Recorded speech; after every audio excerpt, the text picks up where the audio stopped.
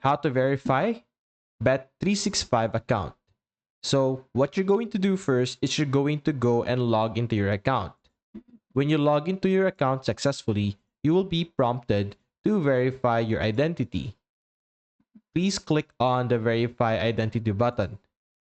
After that, you will be redirected to the verification page where it will inform you on what you need to do. Now, what you need to do is to upload or take a photo of your identity document. Now, what type of identity document do you need to have? It depends on your location, what region you are in.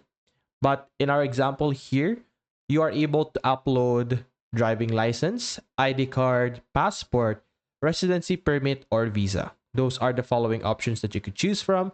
So simply select either or any of those options, and you will be able to either take a photo or upload a file of that photo. After you do that, you're then also going to take a picture of yourself.